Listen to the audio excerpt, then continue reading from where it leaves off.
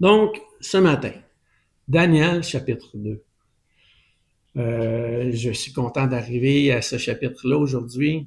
Je vais essayer de vous résumer le texte à partir du verset 1 jusqu'au verset 23. On n'entrera pas dans la vision en tant que telle ce matin. On va se résumer vraiment la portion historique qui s'est présentée. Par la suite, on verra quelles sont les issues par rapport à la vision qu'a eue Daniel. La vision qu'ont été incapables d'expliquer tous les grands sages du pays, tous les grands spécialistes. Nebuchadnezzar a été un roi qui a été despotique et un réformateur à une certaine période de sa vie. Plusieurs autres rois ont fait la même chose que lui.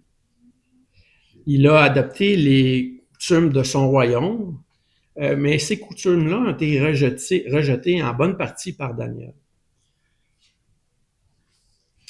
Et au chapitre 2, on voit encore que Daniel va se démarquer des gens de son temps et va mettre en avant-plan la foi en un seul Dieu. On pourra dire, après l'étude qu'on voit ce matin, là, que le dieu de Babylone, qui s'appelait Nabu, donc dont Nabuchodonosor tire son nom, Nabuchodonosor, est particulièrement visé. On disait que Nabu était responsable des récoltes abondantes, de la croissance des plantes.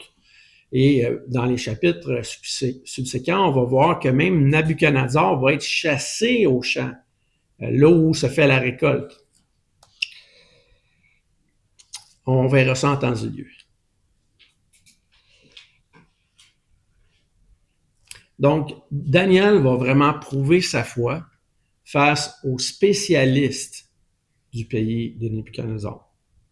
En fait, c'est Dieu qui va sortir Daniel là, pour le mettre en avant-plan.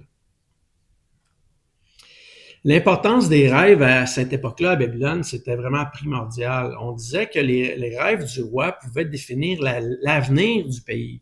Donc, un roi qui ne portait pas attention aux rêves pouvait vraiment amener à la perte complètement de ses citoyens. On va voir aussi que Nebuchadnezzar est conseillé par une bande de menteurs. Et ça va être même lui-même qui va le dire dans le texte. Dans la révélation que va recevoir Daniel, c'est important de se souvenir que la révélation n'est pas principalement pour les Babyloniens, ni pour d'autres peuples étrangers, mais principalement pour les Juifs. Ça ne veut pas dire que les autres peuples ne sont pas concernés, au contraire, mais principalement, c'est pour les Juifs. Daniel va éventuellement décrire le futur des Judéens, donc la portion du sud, qui s'appelle Juda, puisque les 10 tribus du nord vont complètement être déportées au travers l'Empire. Ils vont être à jamais dispersés. Donc, on va commencer avec le texte directement dans Daniel 2. On va aller tourner au verset 1. Donc, ce que je vais faire ce matin, au lieu qu'on lise le texte au complet tout d'un coup, je vais y aller verset par verset ou une suite de versets associés, puis je vais commenter entre-temps là, les versets qui vont être à propos. Donc, Daniel 1. Donc, je vous invite à tourner. Tout le monde a trouvé? Parfait. La seconde année du règne de Nebuchadnezzar eut des songes, au pluriel. Il avait l'esprit agité et ne pouvait dormir. Le roi fit appeler les magiciens, les astrologues, les enchanteurs et les chaldéens pour qu'ils lui disent ses songes. Ils vinrent et se présentèrent devant le roi. Le roi leur dit, « J'ai eu un songe, au singulier. Mon esprit est agité et je voudrais connaître ce songe, singulier. » Donc, Nebuchadnezzar dit qu'il a eu plusieurs songes et qu'il là, finalement, il n'est plus capable de dormir. C'est drôle parce que c'est seulement au dernier songe que finalement il est plus capable de dormir parce qu'il a dormi avant à toutes les autres. Mais là, tout d'un coup, il est vraiment troublé. Là. Il veut connaître la signification de ses songes. Pourquoi dans le texte, ça nous dit un songe et des songes? Ben, c'est probablement parce que Nebuchadnezzar a eu un songe qui se répétait, là, ou qui se complémentait, puis finalement, à un moment donné, il a dit, ben là, il faut que je porte vraiment attention, là, c'est vraiment quelque chose de très particulier. Là. C'est comme si quelqu'un rêvait toujours la même chose, là, à un moment donné, tu te dis, qu'est-ce que ça veut dire? Là? Donc, le roi a commencé à être inquiet. Déjà, dans le texte, on va voir que les songes soient attribués à des dieux, c'est problématique. Ça démontre que dans l'Empire, c'était pas la vérité qui était mise en avant-plan. On parlait pas d'un dieu unique, mais de plusieurs dieux. Donc, quand le songe, quand on le lit au singulier, puis que plus tard on le voit au pluriel, c'est probablement que c'est un amalgame, une complémentarité de songes. Mais l'important, c'est de savoir qu'est-ce que ça veut dire, parce que c'est une réelle révélation de Dieu. Daniel va nous le démontrer. Donc, on peut dire que c'est un seul songe dans une globalité.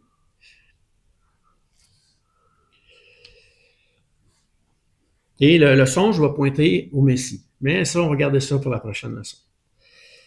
Donc, l'esprit agité au verset 1 par le songe répétitif, c'est certainement parce que le roi ne s'est pas soucié vraiment des éléments importants de ce songe-là. Même le roi l'a sûrement oublié, puis finalement, ça lui est revenu à l'esprit, mais c'était tellement fort qu'il n'avait pas le choix de mettre ça devant les spécialistes de son royaume. Ça a suscité en lui une grande panique. Là. Il fallait qu'il sache ce qu'il en était. La destinée du pays était vraiment peut-être sérieusement mis en péril. Le rêve pouvait aussi contenir des informations importantes et urgentes là, sur lesquelles il fallait tout de suite se préoccuper. Donc, au verset 2, le roi fit appeler les magiciens, belle chose à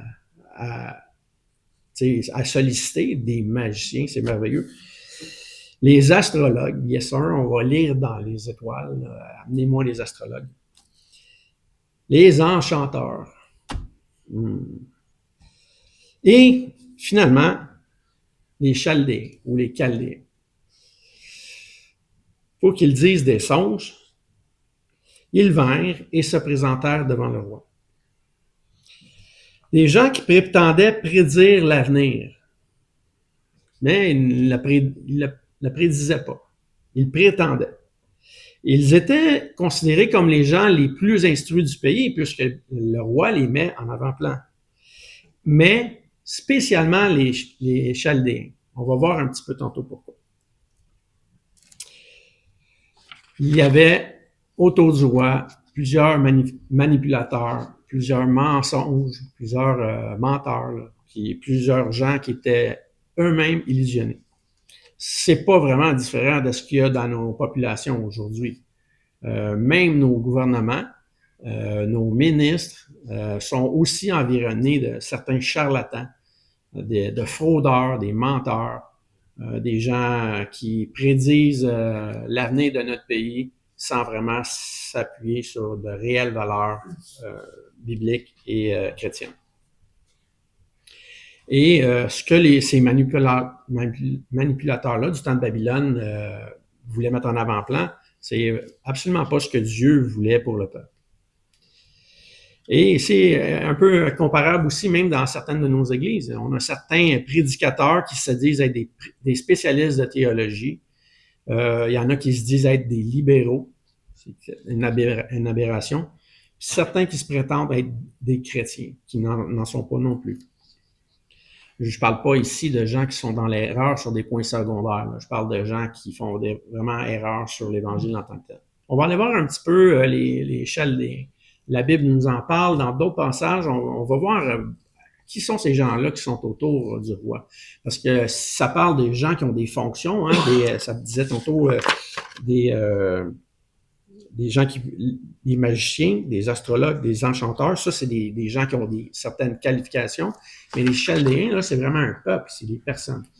Donc, souvenez-vous, que Babylone est ici. C'est d'ici, à Ur, qu'Abraham a quitté. Hein? Dieu dit, va dans le pays que je te montrerai. Et le pays, ce n'est pas Israël.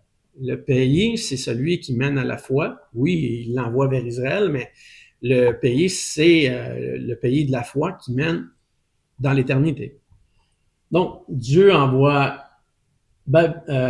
Abraham d'ici, il le fait monter vers le nord, vers la Syrie qui est à peu près ici, le fait descendre en Israël, et plus tard, le peuple, vous vous souvenez ici l'épisode avec l'agneau sacrifié au lieu de son fils, plus tard, Dieu va faire remonter le peuple, ce qu'on voit ici avec les déportations, il le ramène à Babylone. Et plus tard, le peuple va quitter Babylone et va retourner encore ici. De toute beauté, un beau petit trajet, bien facile. Donc, ici, on a les Chaldéens qui étaient vraiment dans la région. Ici, on dit là, que les Chaldéens ont régné environ 2300 ans avant Jésus-Christ. Donc, c'est bien longtemps avant Babylone, là, bien longtemps avant Nebuchadnezzar, par Sargon Ier. Son règne à Sargon a duré environ 100 ans. Ça n'a pas été très long. Et toutes les tribus ici, dans le coin de Babylone, excusez-moi, le pointeur ne fonctionne pas clairement, là, mais toutes les tribus dans le coin de Babylone ici ont été éventuellement amalgamées les unes avec les autres. C'était un petit peu dur de définir qui était qui. Il y avait pratiquement tous une lignée commune, mais les Chaldéens se démarquaient parce que les Chaldéens maîtrisaient la langue la plus ancienne. Et c'est pour ça que dans le texte, ils sont aussi incorporés avec les autres catégories de personnes qu'on voit.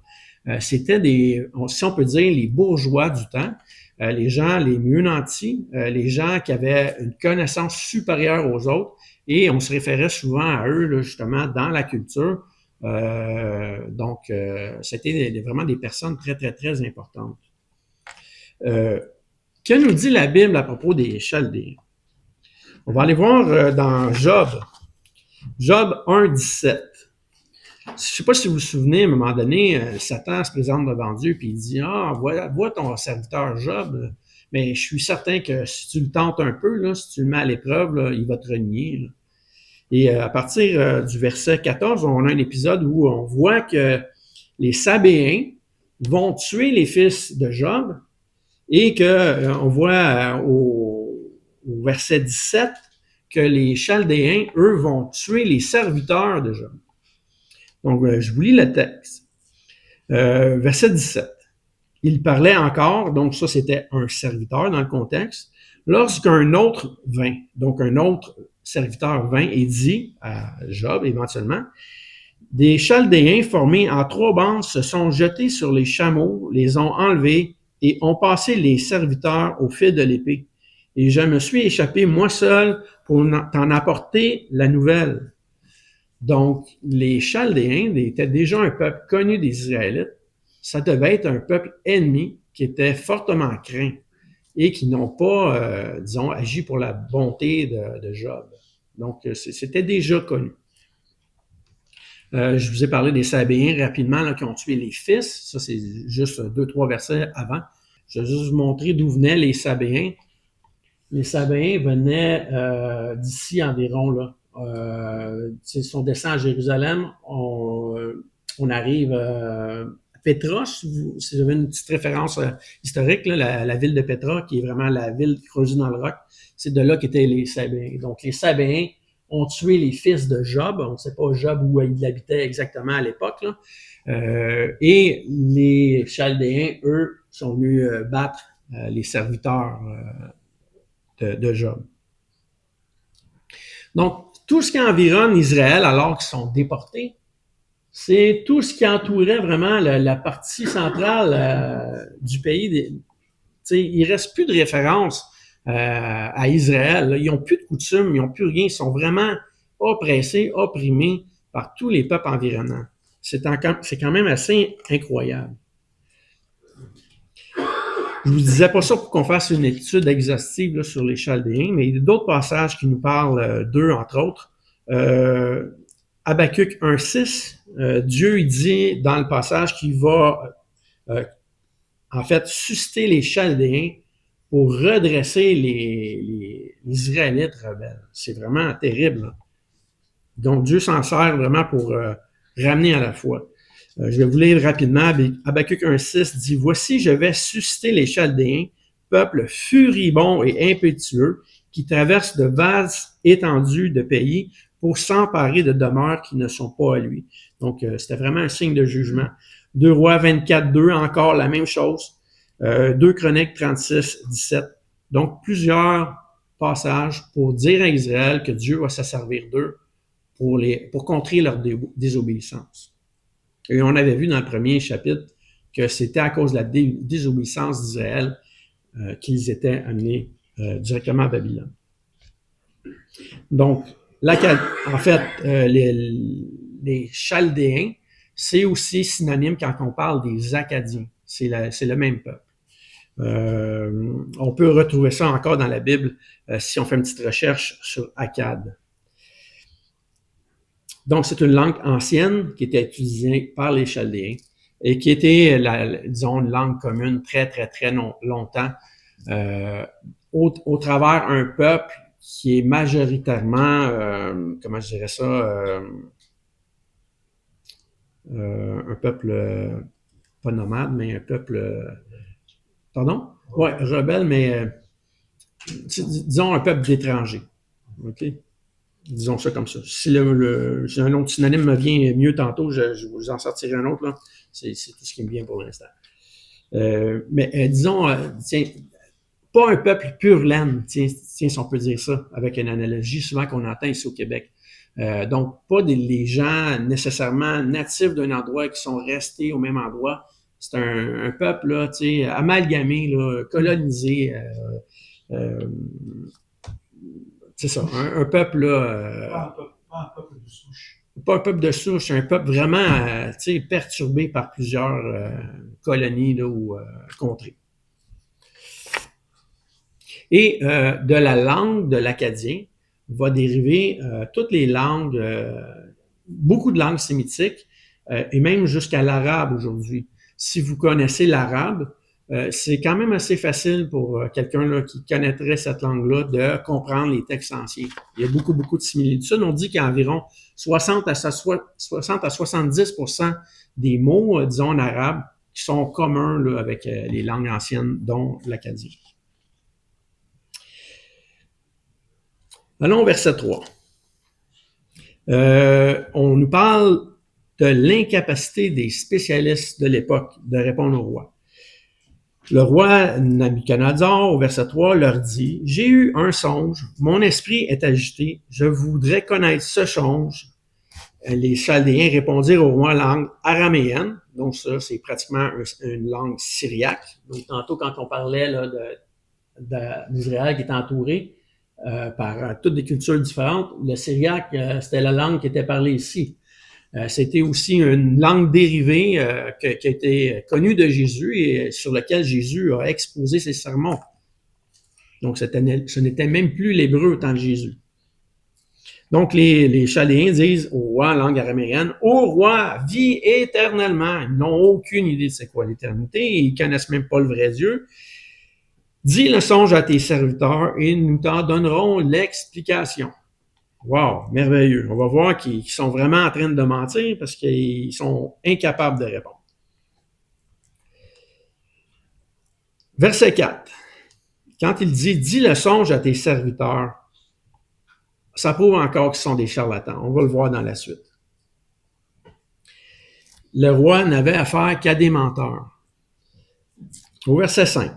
Le roi reprit la parole et dit aux Chaldéens, « La chose m'a échappé. » Dans certaines autres traductions, ça va être dit « Je suis certain. » Donc, je suis certain que, si on continue le texte, si vous ne me faites pas connaître le songe et son explication, vous serez mis en pièces et vos maisons seront réduites en un tas d'immondices.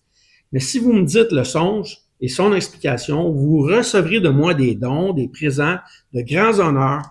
C'est pourquoi dites-moi le songe et son explication. Donc, le roi somme de dire la vérité. de révéler ce qu'il y avait dans son rêve.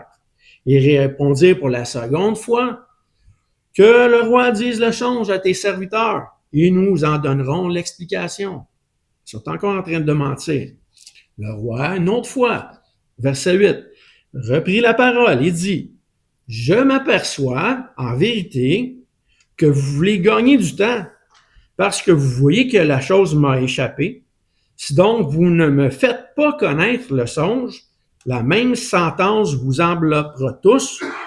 Vous voulez vous préparer à me dire des mensonges et des faussetés en attendant que les temps soient changés. Donc, vous essayez de profiter de la situation.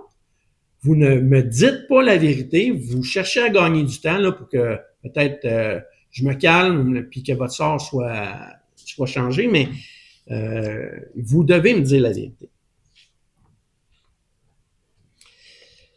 Il continue en disant, verset 10, juste avant, excusez, c'est pourquoi dites-moi le songe et je saurai que vous êtes capable de m'en donner l'explication. Verset 10, les Chaldéens répondirent au roi, il n'est personne sur terre qui puisse dire ce que demande le roi. Donc, pourquoi il disait, ouais, dis-nous le songe, puis on va t'en donner l'explication. Là, ils viennent de dire, mais non, roi, il n'y a personne sur terre qui peut faire ça. Donc, il lui mentait encore. Le roi lui dit, vous êtes des menteurs. Puis là, ils affirment aussi, ben oui, on est des menteurs. Aussi, jamais roi, quelque grand et puissant qu'il ait été, n'a exigé une pareille chose d'aucun magicien, astrologue ou chaldéen. Ce que le roi demande est difficile et il n'y a personne qui puisse le dire au roi, excepté les dieux. Encore un autre mensonge, dont la demeure n'est pas parmi les hommes. Là-dessus, donc le roi là, commence à s'impatienter. Là-dessus, le roi se mit en colère, s'irrita violemment, et il ordonna qu'on fasse périr tous les sages de Babylone. La sentence fut publiée, les sages étaient mis à mort et l'on cherchait Daniel et ses compagnons pour les faire périr. Donc, c'est quand même assez incroyable. Un décret du roi de Babylone à l'époque ne pouvait pas être contredit, là. On ne pouvait pas revenir en arrière. Donc, la mise à mort était définitive, c'était ordonné. Est-ce que la chose a échappé au roi parce qu'il était négligent ou simplement par un simple hasard? Ben, je pense que c'est probablement les deux. Le hasard, parce qu'il n'a pas porté attention, mais en même temps parce qu'il ne connaissait pas Dieu. Donc, on peut voir que dans le texte, Dieu a permis l'oubli du songe pour faire ressortir Daniel du groupe des Chaldéens et des autres spécialistes pour dévoiler ses plans futurs. Comme Samuel dans l'Ancien Testament, là, qui a été appelé la nuit là, pour révéler, duquel Dieu lui parlait, ben, Nabuchodonosor voit aussi sa vie changer là, par le rêve qui lui est présenté. Dieu va préciser par le rêve de Nabuchodonosor la venue du Messie et son autorité divine. On va le voir dans le prochain enseignement. Nabuchodonosor n'était pas informé par ses proches de la volonté de Dieu et de sa parole. Il ne le connaissait même pas. Quand il dit au verset 5, « Vous serez mis en pièces », c'était déjà une pratique courante en Babylonie. On dit que les Gaulois, qui étaient déjà plus âgés que le peuple de Babylonie, ce qu'ils faisaient, eux, après avoir les Celtes, là, si vous voulez, là, ce qu'ils faisaient, eux, après avoir remporté une victoire, c'est qu'ils coupaient la tête de leurs ennemis vaincus, ils l'empaillaient, ils les mettaient sur un poteau et ils les affichaient devant leur maison. Donc, la maison là, du Celte, mettons, là, chaque maison des Celtes avait une tête empaillée en avant de leur maison pour démontrer leur force et pour faire en sorte que tous les peuples étaient pour les craindre. Donc, j'imagine qu'en Babylonie, c'était déjà très, très connu aussi, puis qu'il y avait des pratiques comme ça qui étaient déjà courantes. Ecclésiaste 1:9 nous dit « Ce qui a été, ce qui sera, ce qui s'est fait, ce qui se fera, il n'a rien de nouveau sous le soleil. Donc, c'est fort probable que déjà des coutumes comme ça, ou sinon pire, pouvaient avoir lieu là-bas. Quand au verset 11, ça nous dit là, que les sages disent que seuls les dieux peuvent révéler le songe, ben, leur Dieu n'y pouvait rien. Il y avait juste le vrai Dieu qui pouvait révéler par Daniel qu'est-ce qu'était le songe. Et quand le roi s'est mis en colère, ce n'était pas une sainte colère. Oui, c'était une colère justifiée parce que les spécialistes étaient coupables de ne pas rendre le service sur lequel ils prétendaient être capables de le faire, mais c'était pas une sainte colère. Le roi cherchait pas à se mettre en colère pour protéger la justice. C'était juste par son propre intérêt directement. Et quand on dit au verset 13 qu'on cherchait Daniel et ses amis, là, encore là, c'était pas parce que on honorait Daniel, c'est juste parce qu'on voulait aussi le mettre à mort. Et parce que Daniel côtoyait les Chaldéens. Il était formé au travers de ce groupe-là. Parce que Daniel et ses amis étaient au courant. Il semble que dans le texte que non, parce que c'est Daniel qui informe ses amis. Shadrach, Meshach et Abednego. Bessie m'avait déjà dit que dans les prédications qu'elle écoute parfois en anglais, il y avait un monsieur, un pasteur ici au Canada, qui avait fait un jeu de mots avec ça en anglais. Là, il disait, je vais vous le dire en français, c'est comme ici, pour se souvenir des noms, il disait « mon shack, ton shack et mon bungalow ». Donc, c'est un petit peu drôle, mais les trois amis de Daniel n'étaient certainement pas encore au courant là, qu'ils étaient mis à mort. Donc, Daniel va avec eux pour implorer la prière, pour implorer la faveur de Dieu et en même temps pour essayer de révéler au roi quelle était vraiment la volonté du Seigneur. Et peut-être aussi que Daniel était à part des Chaldéens parce qu'il ne voulait pas fréquenter les moqueurs ou les menteurs. Ça serait aussi très, très plausible. Pas nécessairement parce que Daniel était dans un sous-grade.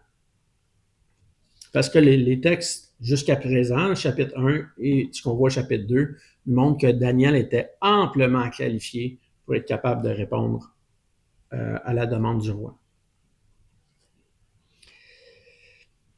On va aller voir à partir du verset 14 maintenant. On tombe dans une autre section.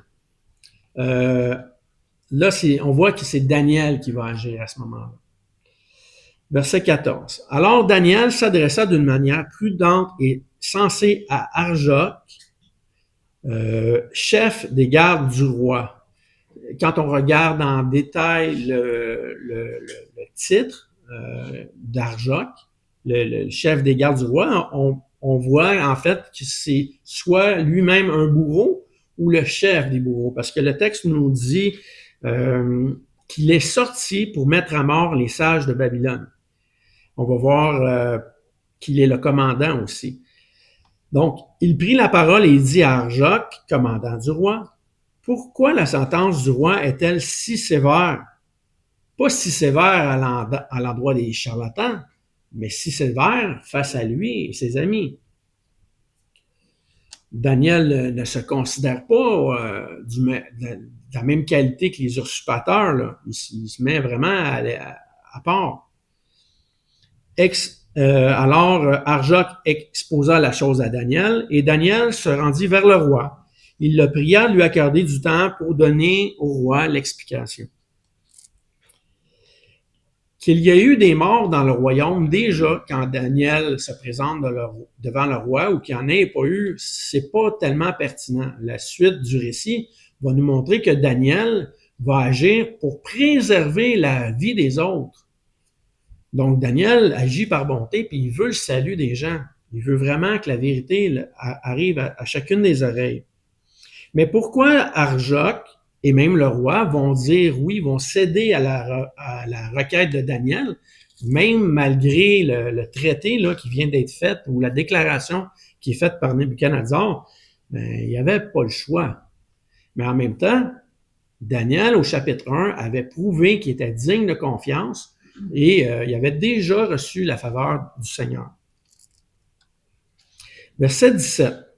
Daniel alla dans sa maison. Il instruisit de cette affaire Anania, Michaël et Azaria, ses compagnons, les engageant à implorer la miséricorde du Dieu des cieux, afin qu'on ne fît pas périr Daniel et ses compagnons avec le reste des sages de Babylone. Alors le secret fut révélé, un secret révélé à Daniel dans une vision pendant la nuit. Et Daniel bénit le Dieu des cieux. Donc, ce qui était secret ne l'était plus, parce que Daniel avait reçu la révélation. La révélation était maintenant connue. Daniel pouvait l'expliquer. Daniel prit la parole et dit, « Béni soit le Dieu d'éternité en éternité. À lui appartiennent la sagesse et la force. » Je vous avais parlé dans la dernière étude que c'était déjà mentionné à plusieurs reprises, la sagesse ou l'intelligence. Ça revient encore ici au chapitre 2. Daniel ne met pas sa sagesse au-dessus de la sagesse de Dieu. Jamais. Il dit, c'est lui qui change les temps et les circonstances, qui renverse et qui établit les rois, qui donne la sagesse aux sages et la science à ceux qui ont de l'intelligence. Il vient confirmer un petit peu ce qu'on lit dans le Nouveau Testament avec Romains 13. Dieu confirme même les autorités. Verset 22, « Il révèle ce qui est profond et caché. Il connaît ce qui est dans les ténèbres et la lumière demeure en lui. » C'est sûr que la lumière demeure en Dieu. Il est la lumière. Il n'y a pas de ténèbres en lui. Verset 23, « Dieu de mes pères, » ça c'est ce que dit Daniel, « je te glorifie et je te loue de ce que tu m'as donné la sagesse et la force, même celle qui est au-dessus de la sienne, de ce que tu m'as fait connaître ce que nous t'avons demandé, de ce que tu nous as révélé le secret du roi. » Après cela, Daniel se rendit auprès d'Arjoc, à qui le roi avait ordonné de faire périr les sages de Babylone, et il alla et lui parla ainsi, « Ne fais pas périr les sages. » Les sages, c'était un titre immérité, mais qui identifiait les personnes en particulier. « Ne fais pas périr les sages de Babylone. Conduis-moi devant le roi, et je donnerai au roi l'explication. » Toute une histoire quand même, hein? Tu sais, c'est un contraste incroyable, là. Des super élevés sont mis en opposition avec quelqu'un, un pauvre déporté d'Israël. Tu sais. Lui a un seul Dieu, mais nous, on en a plusieurs. Tu sais. Le contraste est quand même assez frappant. Eux se confient en leur propre sagesse en disant qu'il n'y a pas personne qui peut révéler le rêve, sinon les dieux. Et Daniel, lui, dit oui, le rêve peut être révélé. Mon Dieu peut le faire connaître. Pas moi, ma sagesse, mais mon Dieu peut le faire connaître. Daniel s'est rendu devant le roi au péril de sa vie et il n'a pas considéré sa vie plus importante que ce que Dieu voulait réellement faire. Il voit dans l'occasion une certitude à l'effet que Dieu peut l'utiliser et veut l'utiliser pour révéler aux Babyloniens qui il est réellement.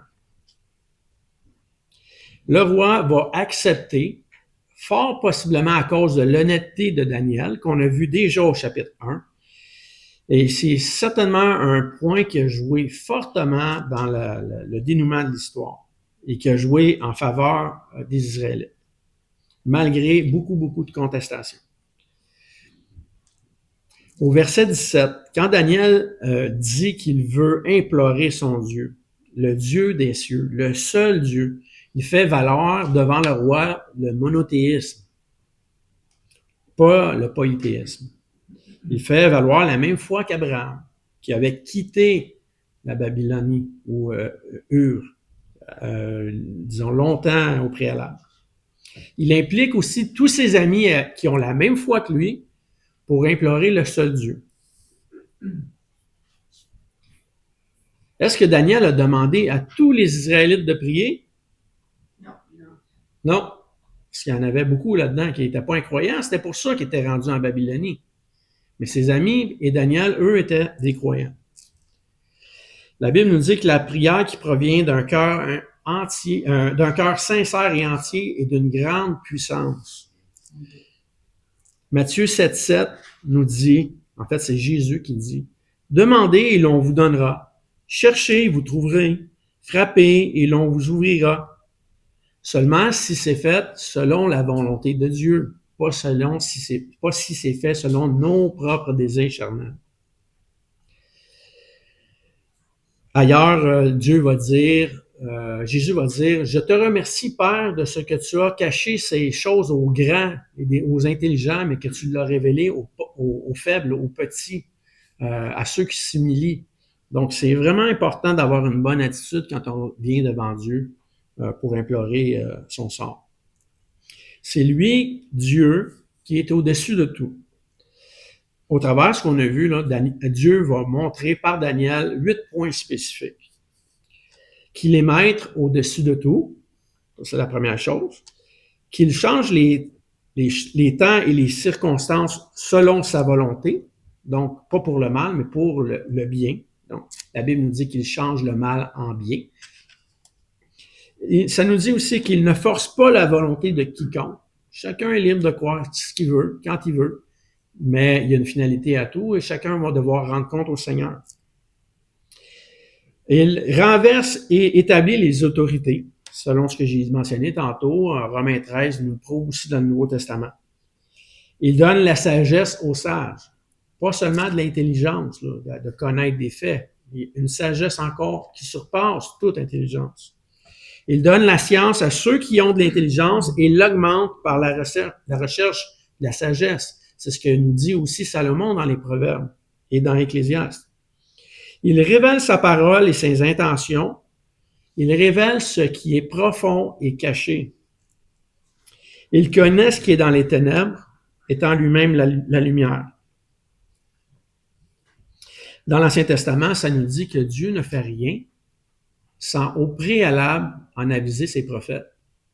C'est repris également dans le Nouveau Testament. Ça nous dit que le prophète, l'esprit des prophètes est soumis aux prophètes. Donc, l'esprit des prophètes qui est le Seigneur, l'esprit des prophètes, donc l'esprit de l'homme, de celui qui prophétise la part de Dieu, est soumis à l'esprit des prophètes, l'esprit, le Saint-Esprit. Donc, au Dieu immuable, qui ne change pas. Daniel va démontrer toute la sagesse, la révélation qui vient de Dieu.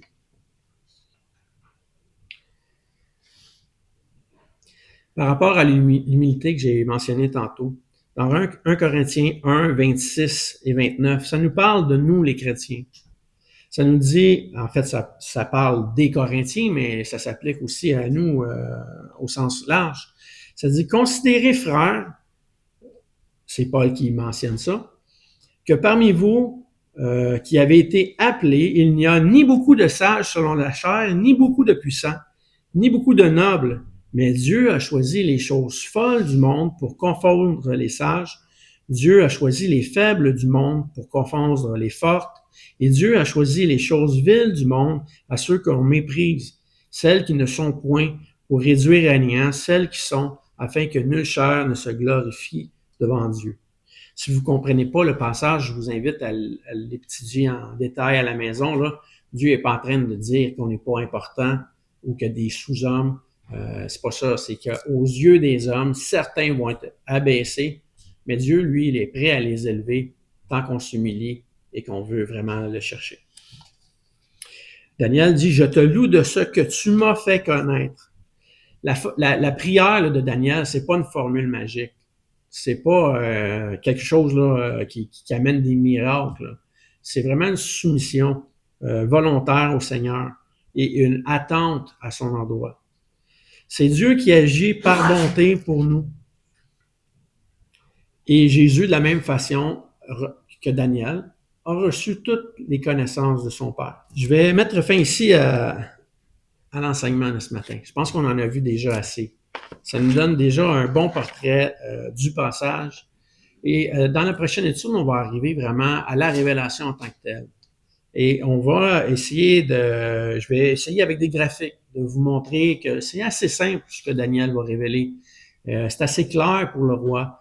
Et le roi, malgré tout, va rien comprendre parce que il va se faire une statue en or pour lui-même, pour se donner de la gloire, alors que Dieu avait dit de bien faire attention là, et de diriger son royaume comme il faut. Là. Donc, ça va être encore un autre contraste. Le roi ne saisirait pas encore ce que Dieu veut lui dire, mais c'est pas une finalité en soi parce que Nebuchadnezzar, après avoir erré au champ, on va le voir encore dans d'autres passages, va se repentir, il va vraiment servir le vrai et seul vrai Dieu. Donc, Daniel démontre qu'il est digne de porter la foi en l'Éternel, qu'il est un exemple pour chacun de nous, non seulement de par les événements qu'il vécut, mais même avant de les vivre. Sa foi était solide, son espoir était certain. Que Dieu bénisse tous ceux qui lui ressemblent et qui mettent leur foi en Jésus-Christ pour grandir en maturité. Donc, que Dieu vous bénisse. J'espère que vous avez apprécié ce petit enseignement ce matin. Lisez le texte à partir du verset 24, le chapitre. Vous allez voir qu'il y a énormément de choses qu'on va apprendre dans ce passage-là. Là. C'est fort intéressant. Donc, que Dieu vous bénisse. Merci pour votre présence ce matin. Merci, Dominique. Super, ça. Merci beaucoup. Donc, beaucoup de connaissances qui nous ont été partagées ce matin. Hein, la map, les peuples, les langages. Belle étude. Beaucoup de matière. Beaucoup de belles observations aussi. Ça, j'ai vraiment apprécié. Daniel manifeste un Dieu. Manifeste le Dieu. Moi, c'est les notes que j'ai prises. J'étais charmé par ça. Manifeste un Dieu, le Dieu qui veut se communiquer puis se révéler aux hommes. Tandis que les Chaldéens puis les charlatans, il y a juste les dieux qui peuvent le savoir, mais ils veulent pas nous le dire. Tu vois-tu la différence avec Daniel? Il y a quelqu'un il y a un Dieu qui le sait, puis il va communiquer avec nous. Toute une différence. Gloire à Dieu. Donc, un Dieu qui veut se révéler aux hommes. Puis donc, j'ai hâte vraiment d'entendre la suite. Belle conclusion aussi. Merci pour comment tu as fermé le message. Très apprécié.